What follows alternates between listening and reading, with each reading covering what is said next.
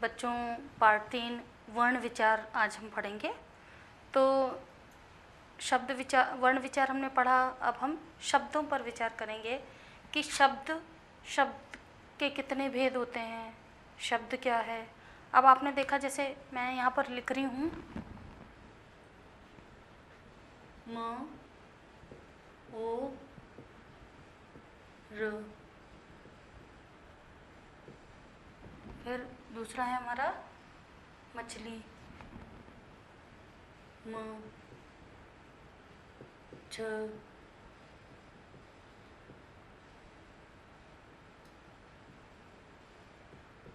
ली। अब देखिए, ये आपको समझ में आ रहा है कि यहाँ पर मोर लिखा है, ये मछली लिखी है, मोर और मछली यहाँ पर लिखा हुआ है। ये कई वर्णों के मेल से बने हुए हैं। इनका अर्थ स्पष्ट रूप से समझ में आ रहा है कि ये शब्द हैं, क्योंकि शब्द वही होते हैं जिनके वर्ण व्यवस्थित क्रम से होते हैं, जिनका अर्थ स्पष्ट हो रहा हो।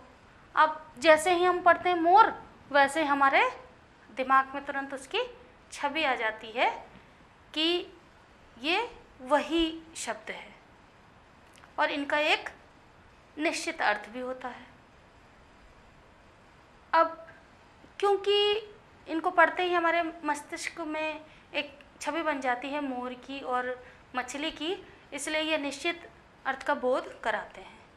और यदि इन्हीं वर्णों का क्रम बदल जाए तो क्या ये शब्द कहलाएंगे? मान लो हमने इनको ओ र म ओ, कुछ भी समझ में नहीं आ रहा है। अब इनका कोई भी अर्थ समझ में नहीं आ रहा, ना ये कोई शब्द दे रहे हैं, इन्हें ना कोई शब्द कहा जा रहा है, ना ये कोई अर्थ दे पा रहे हैं। तो ये कोई भी शब्द, अब शब्द की विशेषताएं क्या है कि शब्द एक से अधिक वर्ण का हो सकता है और शब्द एक निश्चित अर्थ प्रदान करता है और प्रयोग की दृष्टि से भी उसका रूप स्वतंत्र होता है। तो हम कह सकते हैं शब्द किसे कहा जाता है कि जो शब्द क्या है, देखिए आप भी लिखते जाइए कि शब्द एक या एक से अधिक वर्णों से बनी, एक या एक से अधिक वर्णों से बनी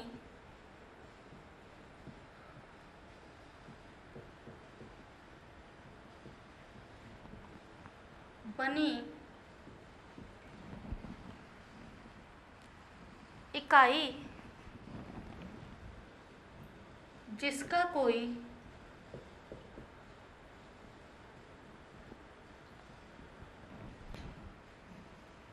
निश्चित अर्थ हो,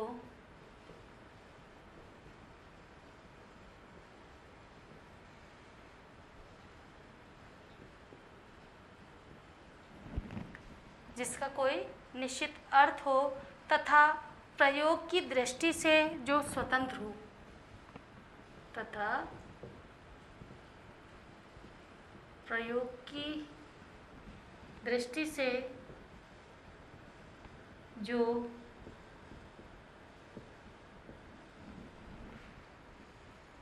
स्वतंत्र हो, उसे शब्द कहते हैं।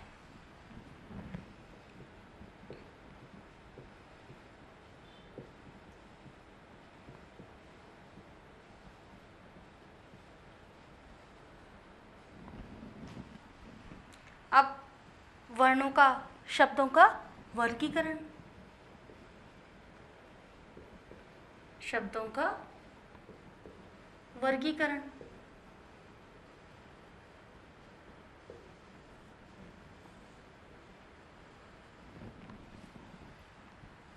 शब्दों को वर्गीकरण के आधार पर 4 भेदों में बांटा जा सकता है।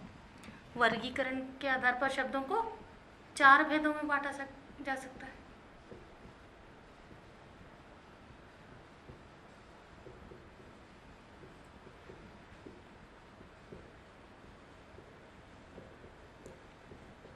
अब 4 वर्ग कौन कौन से हैं देखिए कि नंबर 1, रचना, उत्पत्ति या स्रोत के आधार पर।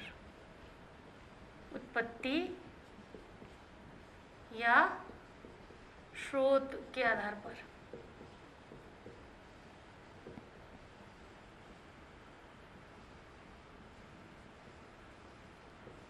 दूसरा है आपका रचना या बनावट के आधार पर।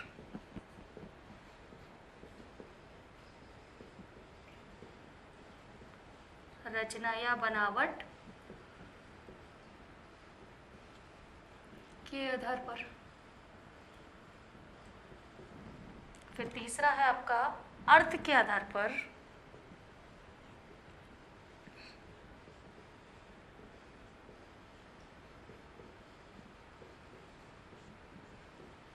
चौथा प्रयोग के आधार पर।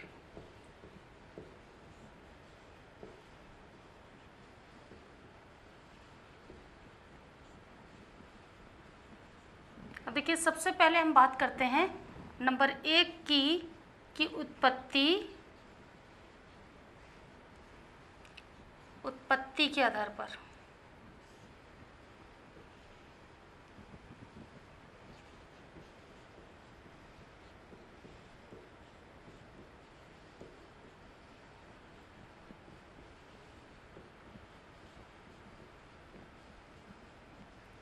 उत्पत्ति या स्रोत की बात करें तो शब्दों की उत्पत्ति कहाँ से हुई, इनका स्रोत कहाँ से है, कहाँ से ये शब्द आए हैं, जो सोर्स है शब्दों का आने का वो कहाँ से आए हैं।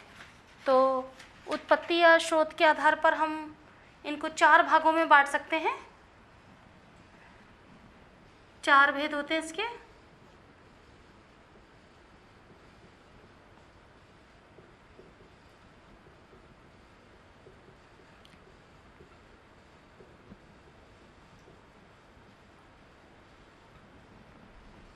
अब उत्पत्ति या स्रोत के आधार पर शब्दों के 4 भेद होते हैं। नंबर 1 है आपका तत्सम शब्द। तत्सम शब्द, शब्दों की उत्पत्ति तत्सम शब्दों से हुई है कि जो शब्द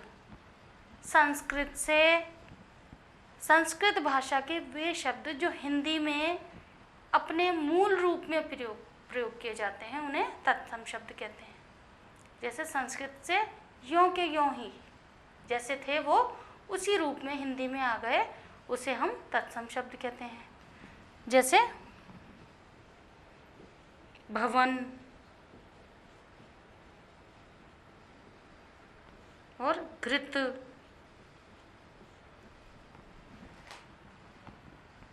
क्षेत्र, गृह, ये संस्कृत के शब्द हैं जो ऐसे के ऐसे ही हिंदी में प्रयोग आते हैं, इनको तत्सम शब्द कहते हैं। और दूसरा है आपका तद्भव शब्द।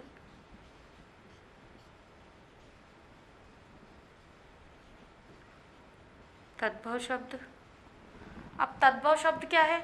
संस्कृत के वे मूल शब्द जो परिवर्तित रूप में हिंदी में प्रचलित हो गए उन्हें तद्भव शब्द कहते हैं।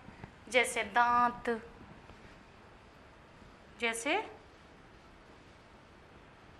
दांत, नींद,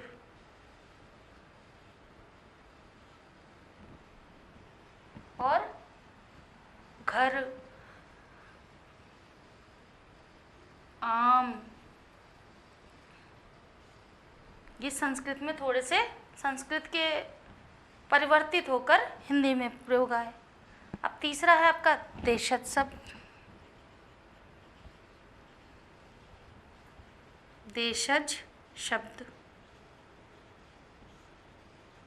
अब देशज शब्द क्या है कि जो शब्द क्षेत्रीय प्रभाव से, जो जैसा क्षेत्र था वैसे ही शब्द थे, वो आवश्यकता अनुसार हिंदी भाषा में प्रचलित हो गए, वे देशज शब्द कहलाए। जैसे देखो, जैसे लोटा,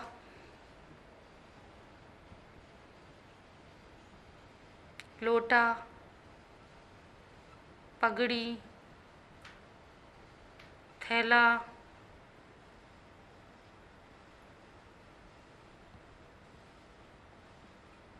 ये सब क्या है? देशज शब्द, जो क्षेत्रीय प्रभावों से आवश्यकता अनुसार हिंदी भाषा में प्रचलित हो गए। और ऐसे ही चारपाई है, डिबिया है, ये। अब फिर फोर्थ है इसमें विदेशी शब्द। विदेशी शब्द,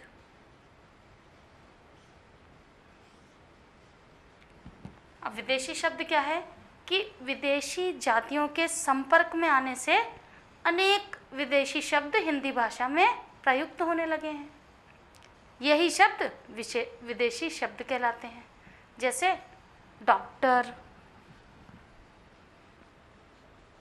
जैसे डॉक्टर, स्कूल,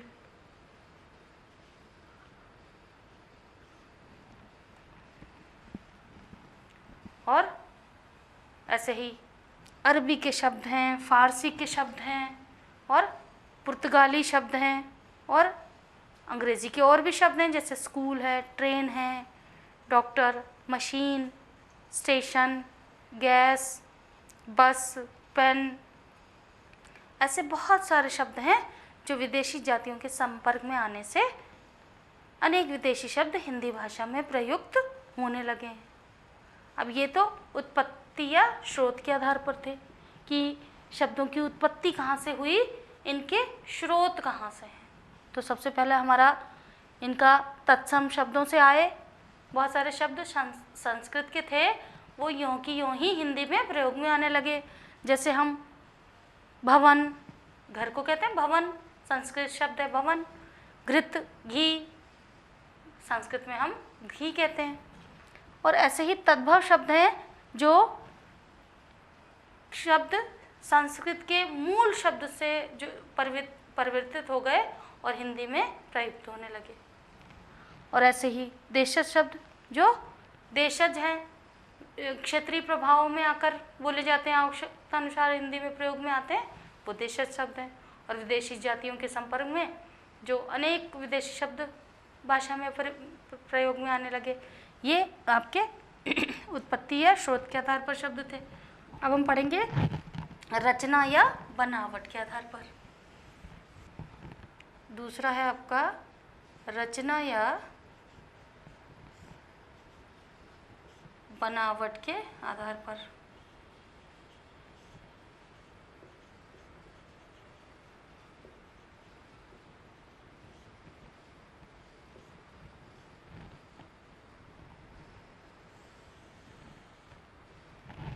रचना या बनावट के आधार पर शब्द। अब रचना या बनावट के आधार पर शब्दों के तीन भेद हैं। इसके तीन भेद पाए गए।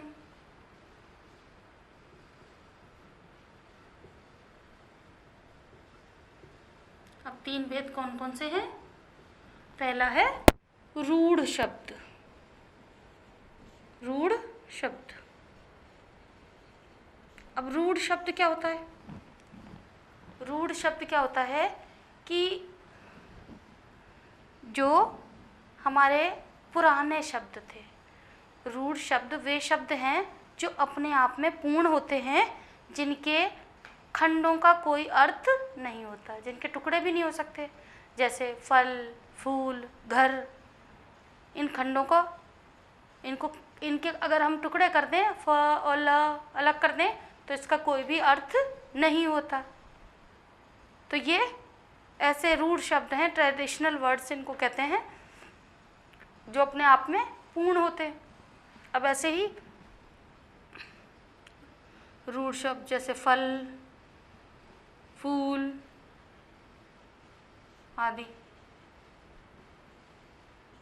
अब ऐसे ही दूसरा है आपका यौगिक शब्द। यौगिक शब्द, अब यौगिक शब्द क्या हैं? यौगिक शब्द क्या होते हैं कि यौगिक शब्द वे शब्द हैं जो दो सार्थक शब्दों के योग से बने होते हैं, जिनके प्रत्येक खंड का अपना अलग अर्थ होता है। अब नाम से ही स्पष्ट है, यौगिक, योग से बने। जैसे देखिए, जैसे विद्यालय, विद्यालय, अब ये नाम से स्पष्ट है, विद्या, विद्या धन आलय, विद्या का जो आलय है। और दूसरा अगर हम लिखें तो रसोई घर, रसोई घर, तो रसोई प्लस घर, ये हो गया आपका रसोई घर। अब ये दो शब्दों के योग से बना है, तो ये यौगिक शब्द है जो दो शब्दों के योग से बनते हैं। और दोनों जो शब्द हैं इसके, रसोई और घर, दोनों शब्द क्या हैं? सार्थक शब्द हैं। अब तीसरा हमारा है योग रूढ़ शब्द। योग रूढ़ शब्द,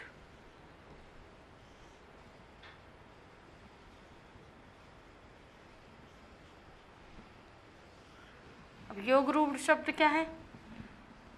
योग रूढ़ शब्द वे शब्द हैं जो दो या दो से अधिक शब्दों से मिलकर बनते हैं और सामान्य अर्थ न प्रकट करके किसी विशेष अर्थ को प्रकट करते हैं। जैसे देखिए, जैसे जलज। अब जलज किसके लिए कहते हैं? जो जल में उत्पन्न हो, जल में जन्मा, जल में जन्मा। और जल में कौन जन्म लेता है? जैसे कमल का फूल, इसको जलज कहा जाता है। और दूसरा जलचर, जलचर जल में चरने वाला, रहने वाला जीव, चरने या रहने वाला। अब जल में रहने वाला कौन है? जैसे मछली, मेंढक, ये जीव जल में ही रहते हैं। मगरमच्छ।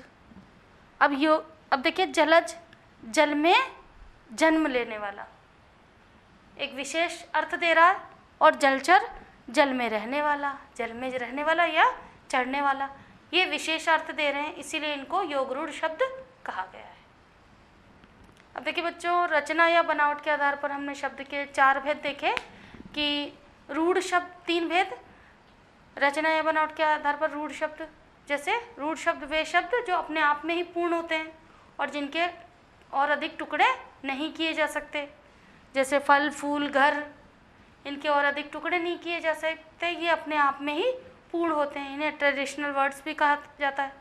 यौगिक शब्द जो योग से बने हों, जो 2 शब्दों या योग से बने हों, जैसे इनके खंड भी किए जा सकते हैं और प्रत्येक खंड का अपना अर्थ होता है, ये सार्थक शब्द होते हैं। जैसे विद्यालय, विद्या धनालय, रसोई घर, रसोई धन घर। अब योग रूढ़ शब्द ऐसे शब्द हैं जो 2 या 2 से अधिक शब्दों से मिलकर बनते हैं और सामान्य अर्थ न देकर एक विशिष्ट अर्थ देते हैं। जैसे जलज जल में जन्मा, जलचर जल में रहने वाला जीव। तीसरा देखिए बेटा, अर्थ के आधार पर।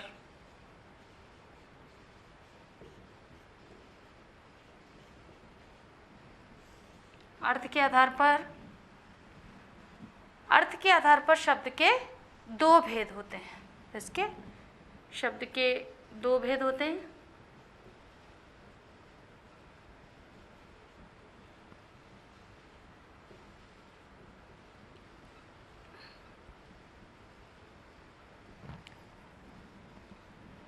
पहला है सार्थक और दूसरा निरर्थक शब्द। पहला इसमें सार्थक शब्द और दूसरा जो है वो निरर्थक शब्द।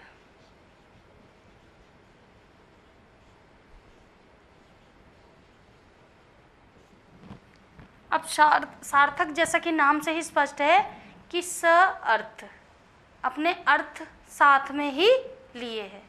जिन शब्दों का कोई निश्चित अर्थ होता है उन्हें सार्थक शब्द कहते हैं। जैसे मान लो बर्तन हमने लिखा है तो बर्तन ये सार्थक शब्द है, बर्तन सार्थक है।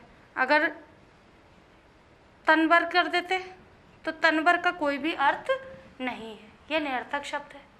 और बर्तन हमें मालूम है कि बर्तनों को बर्तन कहा जाता है, इसलिए वो अर्थ लिए हुए है, इसलिए वो सार्थक शब्द है। ऐसे ही बर्तन है, पुस्तक है, कुर्सी है, ये अपने अर्थ साथ में ही लिए हुए हैं।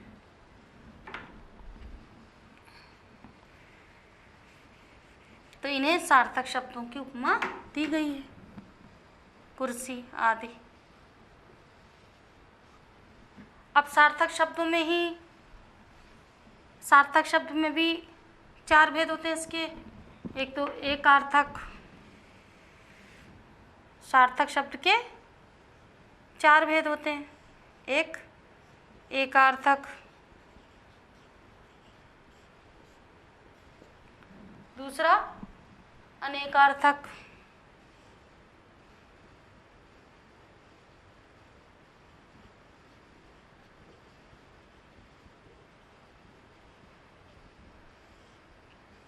तीसरा है समानार्थक,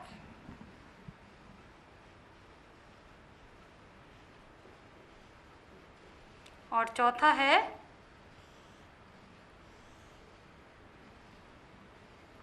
विपरीतार्थक।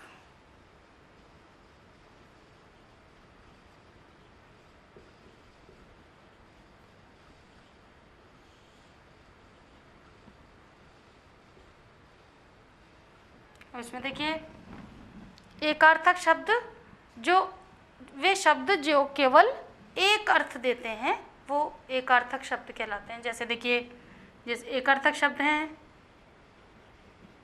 कुर्सी, जैसे कुर्सी, रोटी, ये एक ही अर्थ होता है इनका, कुर्सी का कुर्सी ही अर्थ होता है। अब वो तो अंग्रेजी में उसको चेयर कहते हैं, कुर्सी का अर्थ कुर्सी होता है, रोटी का रोटी अर्थ है। अब अनेक अर्थ में जो शब्द अनेक अर्थ देते हैं, जैसे पत्र। अब पत्र का अर्थ है पत्ता, और पत्ता भी होता है और चिट्ठी भी होती है, चिट्ठी या पत्र जिसको कहते हैं। तो इनके 2 अर्थ हो गए, 2 से ज़्यादा भी हो सकते हैं अनेकार्थक के। समानार्थक, जैसे वे शब्द जिनका अर्थ समान हो, जैसे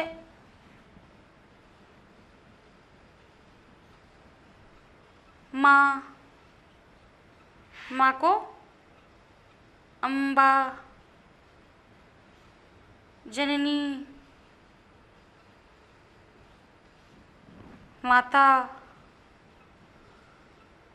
इनके अर्थ समान हैं। माँ का अर्थ भी अम्बा है और जननी का अर्थ भी माँ ही है, माता का अर्थ भी माँ ही है, इसलिए ये समान अर्थ देते हैं। इन्हें पर्यायवाची शब्द भी कहते हैं। ऐसे ही विपरीत अर्थक शब्द विपरीत अर्थ देते हैं। जैसे देखिए अंधकार, उचित का विपरीत क्या होगा? अनुचित। धर्म का विपरीत होगा अधर्म।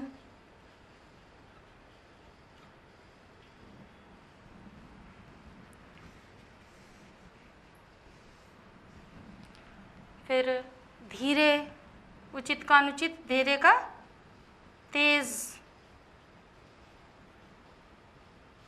तो अर्थ के आधार पर आपने देखा बच्चों, अर्थ के आधार पर शब्द के दो भेद होते हैं।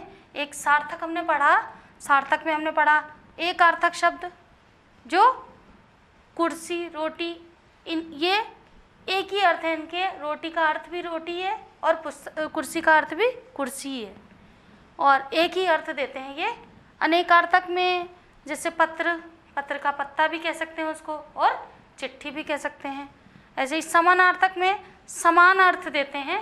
माँ के, इन्हें पर्यायवाची शब्द भी कहते हैं समानार्थ को, नार्थक को। और विपरीत अर्थक में उनके उल्टे अर्थ देते हैं, जैसे उचित का अनुचित, धीरे का तेज। ऐसे ही हम इसमें अब निरर्थक शब्द पढ़ेंगे। दूसरा क्या है? निरर्थक शब्द।